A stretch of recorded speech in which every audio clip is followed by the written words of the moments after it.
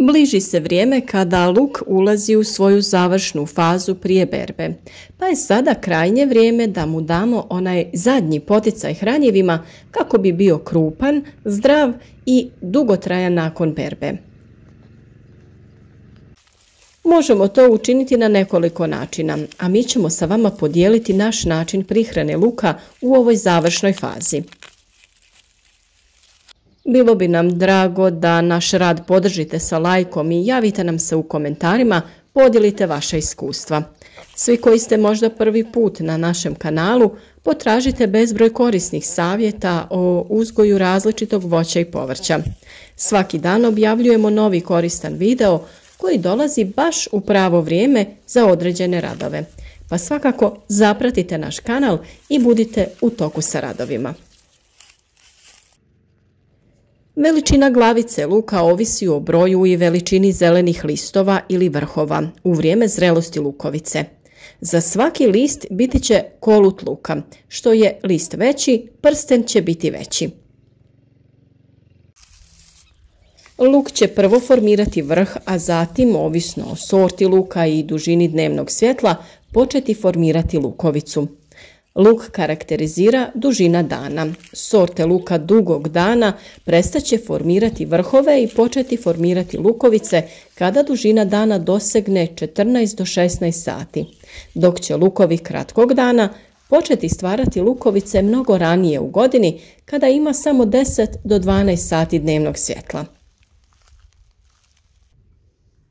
Naravno da je najvažnija priprema tla prilikom sadnje luka. O tome imate i poseban video na našem kanalu.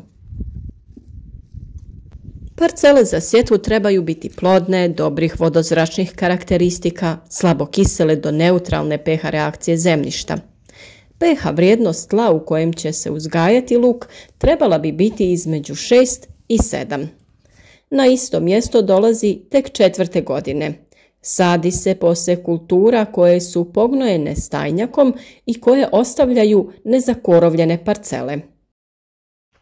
Dobri predusjevi za crveni luk su kupus, mrkva, grašak, grah, tikvice i druge povrtne vrste.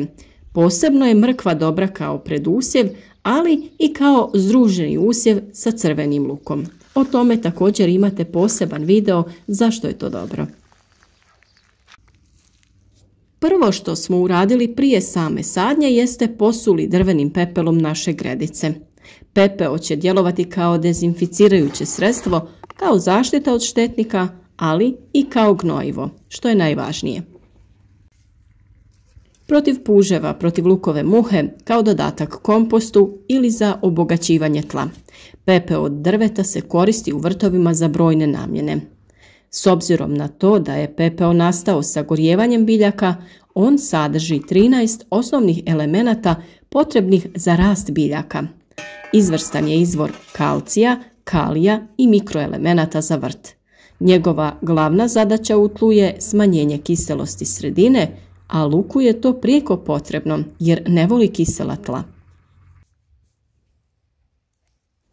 Gnojidba luka je najbolja u prvih 7 dana nakon sadnje hranjivom koje osigurava opskrbu hranjivim tvarima. Prihranjivanje je važno kako bi se osigurala zadovoljavajuća veličina, težina i naravno kvaliteta. Elementi poput kalcija i bora su ključni za sprječavanje pojave truleži i duži vijek trajanja.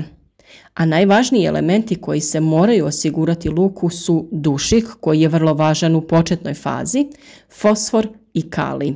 Oni se daju u omjeru 10-10-10 ili 6-4-8.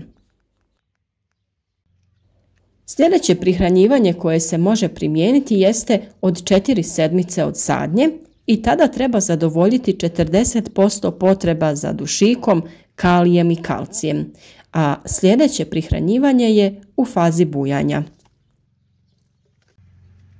Mineralnu gnojidbu za uzgoj luka uvijek treba uskladiti sa zalihama hranjiva u tlu, te određene količine hranjiva, osobito dušika, dodavati ovisno o potrebama za istim u određenoj fazi razvoja luka. Povoljne količine fosfora i kalija osiguravaju dobru održivost luka u skladištu, A kako bi urod luka bio visokog prinosa i kvalitete, potrebno je vršiti folijarnu prihranu. Luk ulazi u završnu fazu razvoja te je od iznimne važnosti vršiti folijarnu prihranu, odnosno gnojidbu preko lista. Posljednju fazu razvoja obično prati suša, te biljka ne može usvajati dovoljno hranjiva iz tla, odnosno smanjen je unos mikro i makroelemenata. Problem nastaje jer luk nema razgranat korijenski sustav, te si ne može priskrbiti dovoljno mineralnih hranjiva. Prilikom uzgoja luka treba obratiti pozornost na prihranu. U periodu formiranja lukovice i kada vladaju visoke temperature, luk se mora folijarno prihraniti i sa kalcijem. Kalcij možete pripremiti i sami tako što ćete ga pripremiti od ljuski jaja i sirćeta. Link za video o pripremi ćemo staviti u opisu ovog videa. A možete i pronaći različita granulirana hranjiva koja se otapaju u vodi i prskaju po listu, kao i tekuća hranjiva koja se također primjenjuju folijarno. Prihrana različitim kristalonskim hranjivima može varirati ovisno o tipu tla, pH vrijednosti tla, osnovnoj gnojidbi, hibridu ili sorti luka, načinu uzgoja te drugim faktorima. Zato je važno s vremena na vrijeme odraditi analizu zemljišta kako bi znali čega to u zemljištu ima dovoljno, čega viška, a čega manjka. Ono sa čime ne možete pogriješiti jeste rastvor od pepela. Najvažnija stvar jeste to da je taj pepeo nastao isključivo sagorijevanjem drveta. Ne preporučuje se pepeo uglja niti peleta, jer taj pepeo sadrži različite primjese koje nisu pogodne za prihranu biljaka.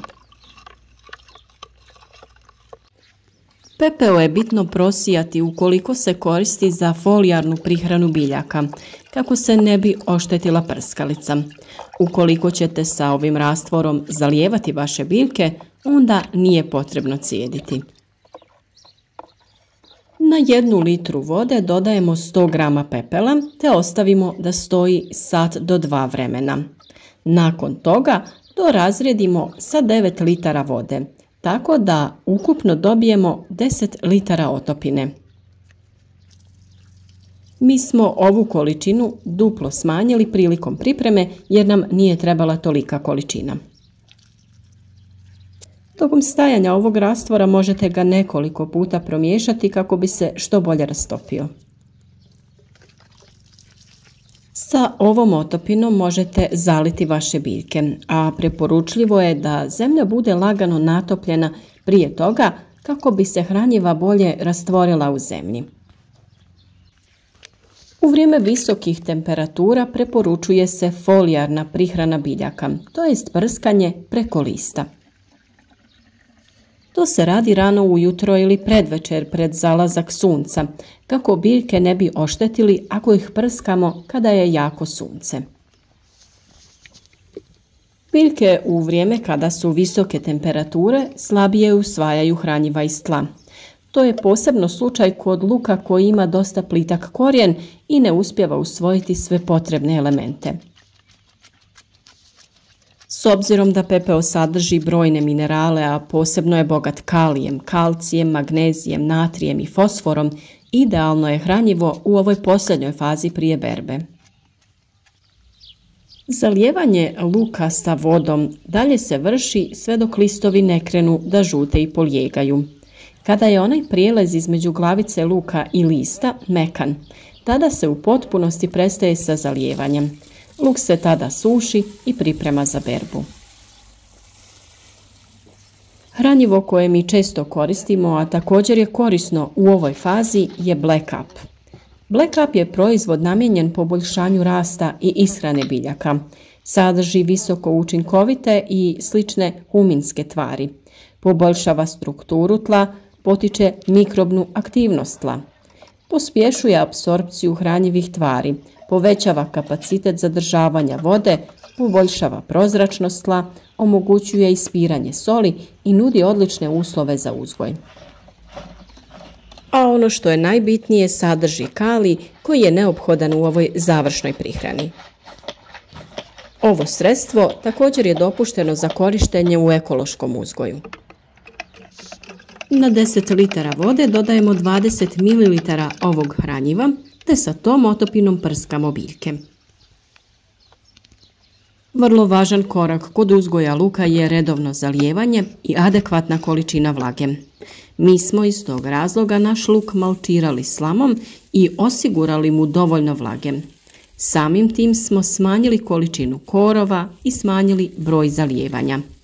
Ispod malča vlaga se duže zadržava, pa je zalijevanje neophodno tek nakon 3 dana, kada su visoke dnevne temperature i nema padavina. Video o malčiranju imate već na našem kanalu. Nadamo se da će ovi savjeti biti od pomoći kako bi uzgoj luka bio uspješan i ove sezone. Sretno!